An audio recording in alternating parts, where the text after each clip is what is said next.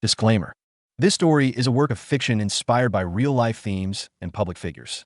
While it draws on certain historical and cultural references related to the late musician Rick Nelson, all characters, names, and events have been altered or fictionalized for dramatic purposes. The names Rick Callahan, Eric Jude Crawford, and others are used in a narrative context and are not intended to represent or portray any real individuals, living or deceased, unless explicitly stated. This project is a transformative storytelling piece protected under fair use principles for commentary, education, and artistic expression. No affiliation with the Nelson family or estate is claimed or implied. Chapter 1. The name I was never allowed to speak. I spent most of my life in the shadows of family that never really saw me. My mother, Georgianne, used to say that love doesn't need a spotlight, that sometimes it survives better in silence. She told me that when I was 7 and had just asked her why my last name didn't match the man in the magazine she kept in a shoebox under her bed. The man with the perfect smile. The man with the guitar. The man she never stopped looking at when she thought I wasn't watching. His name was Rick Callahan. You know his songs. Hell, the whole world knew them once. They played through every radio, echoed across television specials, lived in the homes of people who'd never met him but swore they understood his soul. I didn't know his soul. I barely knew his shadow. What I didn't know was this: Rick Callahan was my father. He never said out loud, not to me, not to the world, but a piece of paper confirmed what my mother already knew. I was his. A few drops of blood proved it, back when I was too young to even pronounce the word paternity. He sent checks, small ones, quiet ones, just enough to keep the lawyers content, not enough to buy a name, or a moment, or a memory. I grew up in Toledo, far from the beaches and stages and velvet ropes of the Callahan world. I wasn't raised with guitars in the living room or gold records on the walls. I had a mother who worked 2 jobs, a beat-up kitchen table, and a stack of VHS tapes she wouldn't let me watch until I was older. Every tape had his face on it. Him performing, him smiling, him holding the children who got to bear his name: Tracy, Gunnar, Matthew, and Sam. I studied those tapes the way some kids study comic books. Not because I wanted to be famous, but because I wanted to understand what made those other kids worthy of his time. What had they done right that I hadn't? Was it timing? Was I just the wrong chapter in the story? There was a stretch of time when I got angry. Not the kind of anger that screams and breaks dishes. The kind that seeps in quietly and makes you feel hollow. The kind of anger that tells you you're not enough, never were. That you're just an accident someone paid to forget. But I didn't stay angry. Not forever. There's a point in a boy's life when he stops looking for a father and starts building a man out of the pieces he has. I worked. I kept my head down. I played music for myself and not for a crowd. I learned to keep secrets, not because I had to, but because it hurt less than hoping. People asked me why I never reached out to them. Tracy, Gunnar, Matthew, Sam. And the truth? I did. Once. A letter. I never mailed it. I figured they already had enough to carry. The legacy. The fans. The constant pressure to be the children of Rick Callahan. What would I be to them? A reminder? A mistake? An asterisk? So I stayed silent. Not because I was ashamed of who I am, but because I didn't want to force a door open that was never meant for me. Still, every now and then I wonder if we passed each other on the street, would they know? Would they feel it? That flicker of shared blood, that echo of something left unsaid? Maybe, maybe not. But these words are mine. My name may never be carved into plaques or liner notes, but it's written here, honestly and without apology. I am Eric Jude Crawford, and I exist. Chapter 2. Learning to tune myself out. There's a strange thing that happens when you look like someone famous, but no one knows who you are. I was 16 the first time someone stopped me in a grocery store and said, "You know, you kind of look like that old singer, Rick Callahan. You his kid or something?" I laughed it off, said no, shrugged, grabbed my mom's carton of eggs, and walked out before my face could give me away. But inside, I felt like the world had just tripped over a live wire I'd been trying to bury for years. I did look like him. I'd seen the photos. The way his jaw curved under a quiet grin. The same dark sweep of hair that couldn't decide if it wanted to curl or stay straight. I had his eyes, too. Clear but unreadable. I used to wonder if I inherited his voice, though I only ever sang in empty rooms. My mom didn't like to talk about him. Not out of bitterness, but survival. "Eric," she'd say, "your future's not in their hands." It never was. But mine felt like it was stuck in his shadow. I didn't have much, but I had music. Cheap earbuds, hand-me-down guitar, bootleg recordings of his early albums I wasn't supposed to have. I'd lay on my bed with the volume turned up, eyes closed, imagining what it would have been like to sit in the front row and just once hear him say, "This one's for my son, Eric." Didn't happen. What had happened was a lot of loneliness. I got good at hiding it. People thought I was quiet, kept to myself. But truth was I was screaming on the inside, trying to figure out what I was supposed to be when half of me came from a man who never said my name. School was just something I got through. Friends were few. And girlfriends? Let's just say most didn't stick around once they realized I was built like a mystery box I didn't know how to open. I didn't talk about my dad, and if I did, I lied. Said he died when I was little. Said he was some guy from Kentucky who liked motorcycles and old movies. Better to be an orphan in someone's imagination than a secret in someone's legacy. There was a time I tried to track him down. Wrote a letter. Took weeks to finish. I poured everything into it. Anger, confusion, even hope. But when I finally sealed it, I stared at the envelope for a full hour, then tore it up. What was I really asking for? A seat at a table already full? A father who only existed on vinyl and reruns? I didn't want his money. I wanted his presence. And that's the one thing I knew I'd never get. So I stopped trying. Or at least, I told myself I did. But every time one of his songs came on the radio, I'd pause. Every time a late-night infomercial aired one of his concert retrospectives, I'd leave the TV on just a little longer. Every time someone said the name Callahan, I'd flinch, not out of fear, but recognition. Because whether they knew it or not, they were talking about a ghost I'd been trying to haunt my entire life. Chapter 3. Almost famous in my own head. By the time I hit 21, I'd gotten good at pretending I didn't care.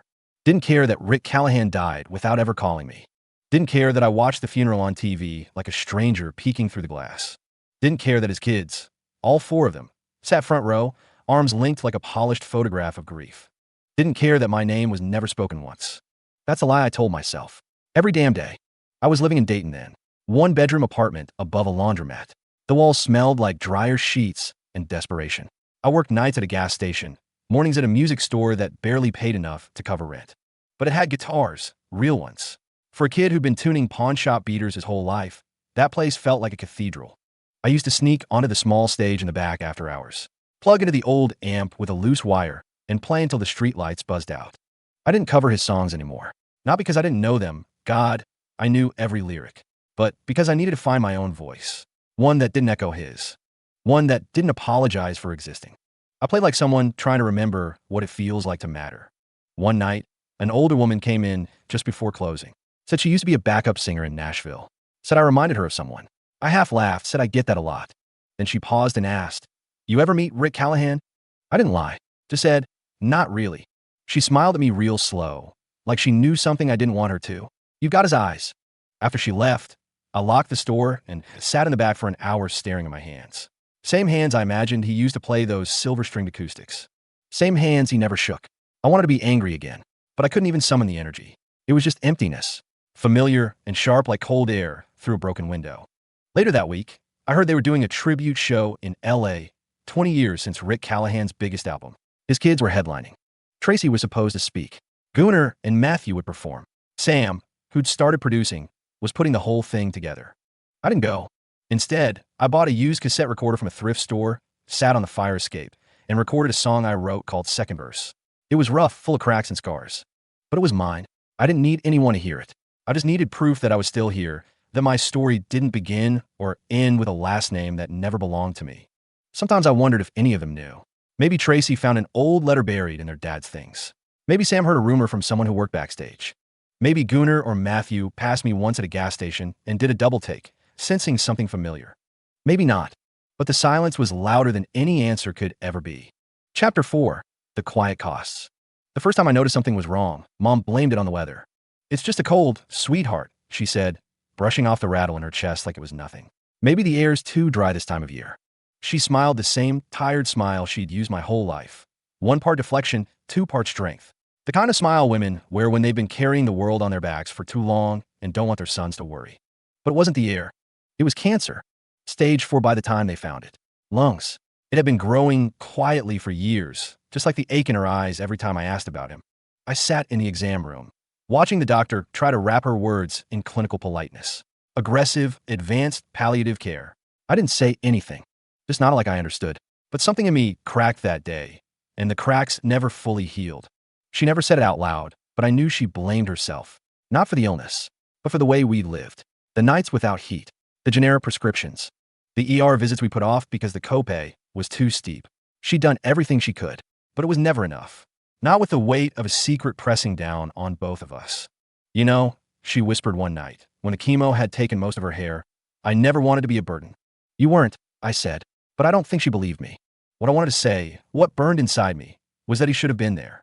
Rick Callahan, the man with platinum records and beachfront property and a smile that made the world melt. The man who sent a few checks in the 80s and then vanished like fog in sunlight.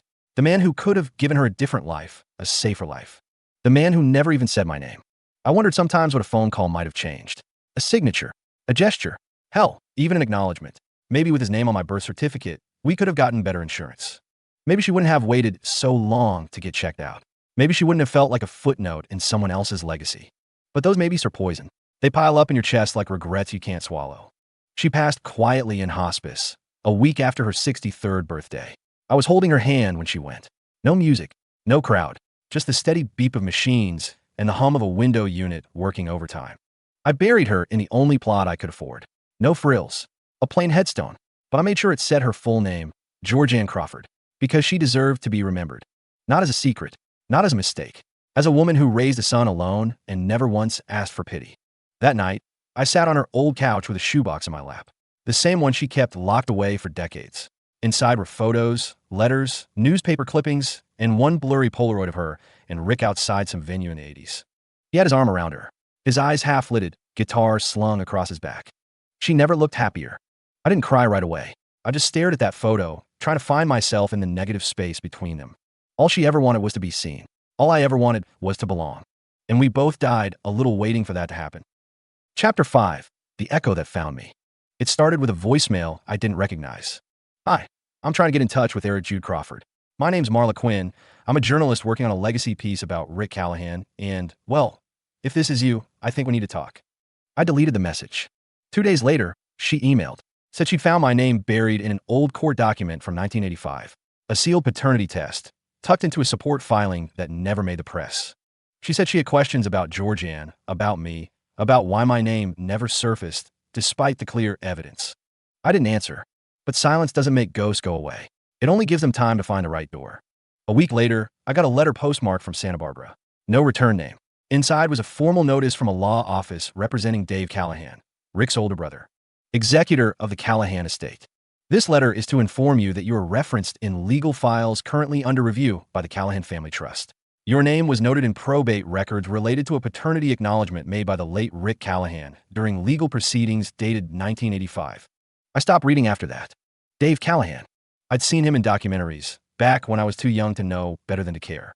The suit, the gold watch, the permanent squint of a man who'd managed millions while pretending family was something that could be delegated. He was Rick's older brother, his manager, his fixer, and by all accounts, the vault that kept the past sealed. And now that vault had cracked open. I didn't know what they wanted from me. Maybe nothing. Maybe they were just cleaning house, settling paperwork to tie up loose ends. But I wasn't a loose end.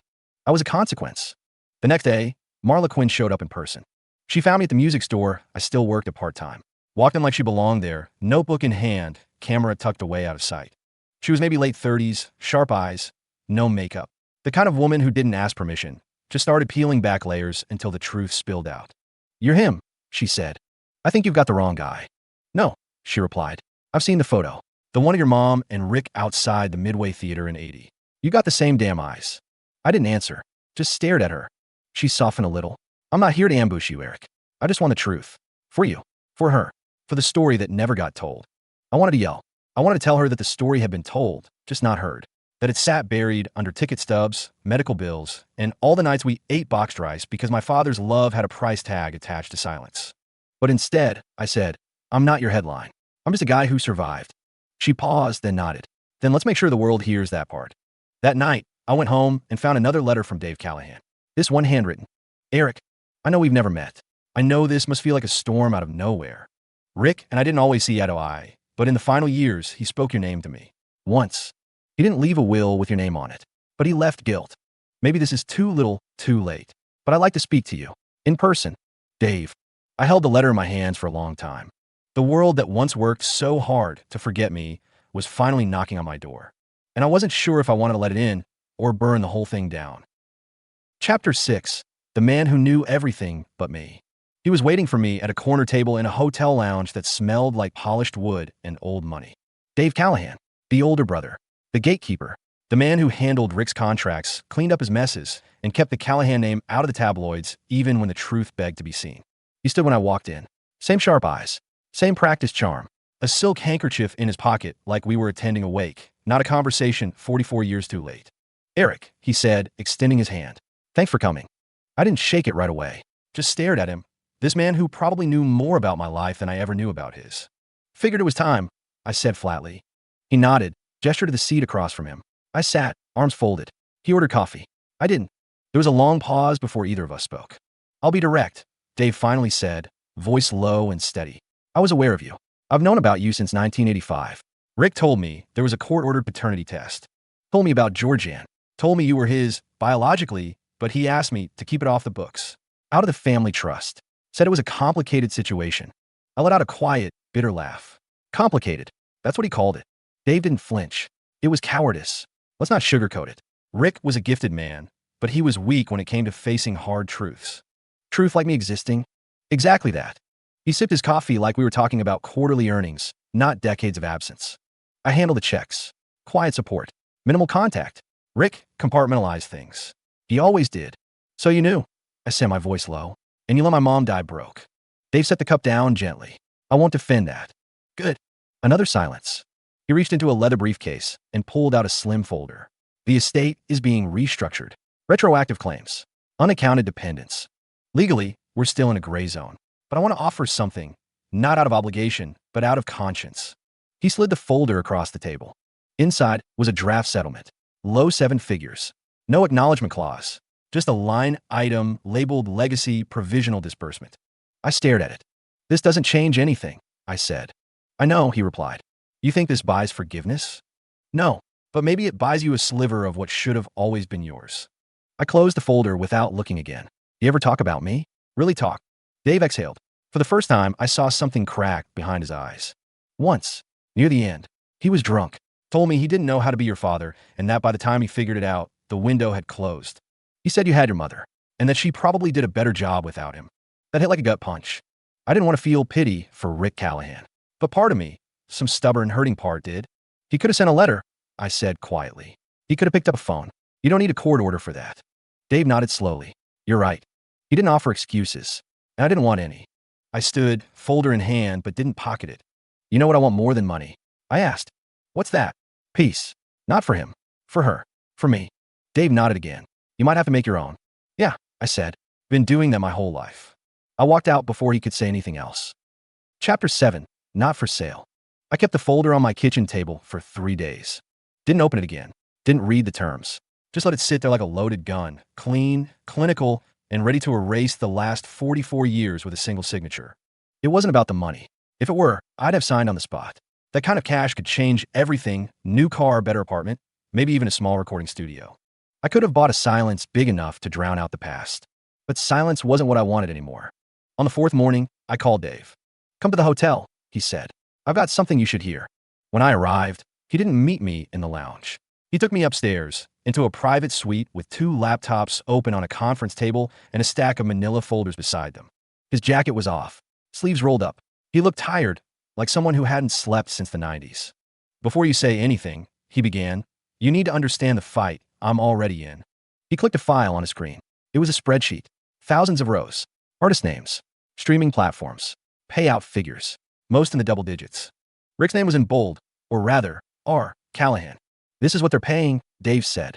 Spotify, Apple, Amazon. The entire Callahan catalog gets streamed over 1 million times a month. But the money trickling in? Pennies.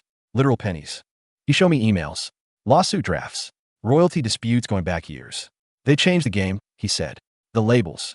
They remastered the albums, rebranded the copyrights, then licensed them under shell corporations. All without paying Rick or us a dime. And now, I said slowly, you want to settle things quietly with me, so your hands are clean when you go after them. Dave didn't deny it. I want clarity, simplicity, no loose ends. The estate's exposure needs to be airtight. I picked up the folder again, tapped the label, Legacy Provisional Disbursement. This makes me a liability, I said, not a son. You are his son, Dave replied. But legally, it's complicated. Rick didn't revise the trust.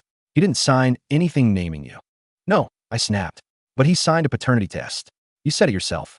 He didn't argue. I stood there a moment, looking out the suite window. Downtown, buzz below, oblivious to the war happening on the 15th floor. I'm not signing anything, I said. Dave exhaled through his nose. Eric, I get it. You want acknowledgement. You want legitimacy. No, I cut in. I want my mother's name spoken. I want the years we lived in silence to mean something. I want the Callahan Trust to stop pretending I'm a draft they forgot to save. He sat back, rubbing his temples. I'll make you a counteroffer, I said. Not for more money. For truth. Go on. I want the estate to issue a revised filing. Add me to the lineage. Not buried in some legacy clause. On paper. In the tree. I want my name read out loud if there's ever another tribute show. I want a chair at the table, not a check at the door. Dave looked up. For the first time, he didn't seem like a lawyer. Just an aging man trying to honor a broken legacy. You realize, he said, that opens the estate to scrutiny. The press. Your siblings. Everyone. I'm not hiding anymore. I said, and I'm not settling for a line item in a spreadsheet. I paused, then reached in my jacket and pulled out a folded envelope. The paper was worn from being handled too many times. I placed it on the table in front of him. There's one more condition. He raised an eyebrow. That letter, I said, is addressed to Tracy, Gunnar, Matthew, and Sam. I want them to hear it, not read it in a memo, not skim it in an email. I want your estate attorney to sit them all down and read it aloud. In a room. Together. You want them present? He asked. No, I said. I don't want to ambush them. I just want to be heard. Once. Without spin, without lawyers. I want them to know I exist, and that I'm done being invisible. Dave stared at the letter for a long moment. And once that's done, he asked. Then I'll deal with the journalist, I said. Marla Quinn's been circling this story for weeks. She wants to hear it from me, and I'm ready to talk. After the people who matter most have listened. Dave nodded slowly. It'll take time, but I'll arrange it. I've waited 44 years, I replied. I can wait a little longer. Chapter 8. The letter they couldn't ignore. They sat together in a glass-walled conference room at a high-rise in Century City. The kind of place built for tax shelters and music licensing deals, not heartbreak. Tracy, always composed, her posture still perfect from a lifetime in front of cameras. Gunnar and Matthew, inseparable even in tension, both dressed like they were heading to a radio interview. And Sam, quiet, more withdrawn, fiddling with the cap of a sparkling water bottle like he wished he was anywhere else. They hadn't seen each other in months, maybe longer. Fame had scattered them, but the letter had pulled them back. Their attorney, a pale, aging man with tortoiseshell glasses and a voice like a metronome, opened a file folder. This is a personal letter, he began, written by Mr. Eric Jude Crawford. You are not obligated to respond, but your uncle, Mr. Dave Callahan, has requested it be read in full. At Eric's request, no audio recordings will be made. He unfolded the paper slowly, as if the weight of it might change the room. Then he read, To my half-siblings. You don't know me, but I've known you for most of my life. I've seen you on album covers, red carpets, morning interviews. I know the stories you've told about your father. I've watched from distance, not because I wanted to, but because that's the only view I was ever allowed. My name is Eric Jude Crawford. I was born in February 14th, 1981. My mother's name was Georgianne. You may not remember her, but her father did. For a brief moment, she mattered to him, enough to leave a piece of himself behind. I'm not writing to shame you, or to demand a share of anything. What I want is something none of you ever had to ask for, recognition. Not fame, not fortune, just truth. I live a different life than you. No bodyguards, no stages, no legacy to inherit. I buried my mother alone last year, in a public cemetery with no press release. She deserved better. So did I. I don't want an apology. I want you to understand that I exist, that I'm not a rumor, a settlement, or a PR problem. I'm a man with our father's eyes. A voice that sounds like his in the right key. If this letter makes you uncomfortable, good. The truth usually does. But discomfort is how growth begins. I'm not asking for a family reunion. I'm not expecting warm hugs or holiday invitations. But I'm asking that you no longer pretend I don't exist. I'm real, and I'm done hiding. Eric. The room was silent when the reading ended. Tracy blinked a few times, jaw locked. Gunnar leaned back in his chair like someone had just unplugged his mic. Sam looked down at the table. Only Matthew spoke. How long have you known? He asked the attorney. Your uncle has known since 1985, the attorney replied quietly. Tracy stood. I need some air. She walked out first. The others followed slowly, their faces unreadable. For once, there was no choreography, no performance, just four people confronting the truth in a room built for denial. Meanwhile, I was in Toledo, watching the rain slide down my apartment window when Dave called. It's done, he said. They heard it, every word. And they listened. That was enough for now. Later that evening, my phone buzzed. A new email. Subject line, Callahan feature follow-up, Marla Quinn. I opened it. A single line, stare back. Ready when you are. Chapter 9. echoes on record. Marla met me at a quiet cafe on the edge of Columbus, neutral ground. No flashing cameras. No studio backdrop. Just a corner booth, 2 coffees, and a tape recorder she placed gently between us like a fragile truth. "You ready?" she asked. I nodded. The red light blinked on. What followed was the story I'd carried in silence for decades. I told her about my mother, about the missed birthdays and the music that filled our living room instead of a father's voice, about watching tribute special from a cracked TV in a 1-bedroom apartment while my name was left off every list. I told her about the check stubs, the sealed court records, the hospice room, the shoebox full of photographs, and the funeral no one came to but me. Marla listened like a surgeon, quiet, precise, and without judgment. Occasionally, she asked something simple that cut deep. "Did you ever want to be famous?" "No," I said. "I just didn't want to feel like a secret." She turned off the recorder after an hour. "You know, this changes everything," she said. "For me," I answered. "Not for them." She didn't argue. 2 days later, her piece ran online with the headline, "The Son They Never Saw, Eric Crawford and the Lost Chapter of Rick Callahan's Legacy." It spread fast, viral, then national. Social media lit up with side-by-side comparisons, old footage, hot takes. Everyone had an opinion. Most were kind. Some were cruel. All were loud. The Callahan siblings stayed silent for 48 hours. Then came a press release. Joint statement from Tracy, Gunnar, Matthew, and Sam Callahan. "We were recently made aware of Eric Jude Crawford's existence and his connection to our late father, Rick Callahan. This news has deeply impacted all of us in different ways, and we are processing it with care and respect. While this information is new to us, we acknowledge Eric's truth and his courage in coming forward. We have not yet had the opportunity to speak with him directly, but we hope to do so in time, when emotions have settled and the space is right. We respectfully ask the public and media to give our families the privacy and grace needed during this period of adjustment. This is a personal matter, and we will move forward in a way that honors both our father's legacy and the dignity of everyone involved." It wasn't love. It wasn't embrace. But it wasn't denial either. And that was something. That night, I sat on my back porch with my guitar and played second verse again. The first song I ever wrote for no one but myself. But this time, I didn't feel like I was singing into a void. This time, I knew they heard me, even if they weren't ready to sing back yet. Chapter 10, just us two. The restaurant wasn't fancy. No reservations, no white tablecloths. Just a diner on the outskirts of Pasadena with worn booths, an old jukebox, and a waitress who called everyone honey. I got there early, sat facing the window, hands folded around a coffee cup I wasn't drinking. My nerves weren't from fear, but from the weight of possibility. After everything, the letter, the press, the headlines, this was the first real contact. No lawyer, no statement. Just Sam. He walked in wearing a hoodie and sunglasses, like it would hide who he was. It didn't. Not for me. He spotted me immediately, gave a half smile, and slid into the booth across from me. "Hope you don't mind," he said. I figured this place was too normal for paparazzi. "I like normal," I said. He flagged down the waitress, ordered coffee, then turned to me and gave me a look that was hard to read, half curiosity, half disbelief. Then he grinned. "So, I guess I'm not the youngest anymore." I couldn't help it. I laughed. A real one.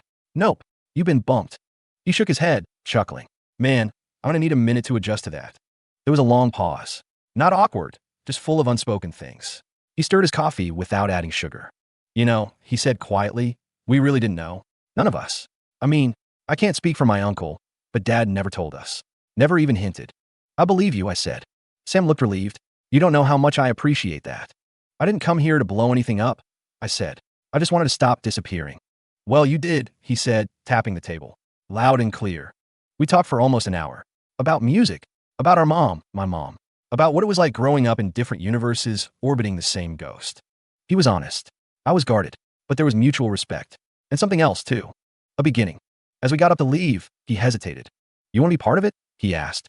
"The foundation. The tributes. The archives. We're re-releasing some of Dad's live stuff. And I'm good," I said gently. "I think I'll stay in the background. Just quietly involved." Sam nodded. "That makes sense. But if you ever change your mind, I know where to find you," I said with a grin. He gave me a quick, brotherly handshake before turning to go. No tears. No grand gestures. Just two men leaving a diner. But for me, it felt like the first time I'd walked out of a room carrying something more than silence. Chapter 11.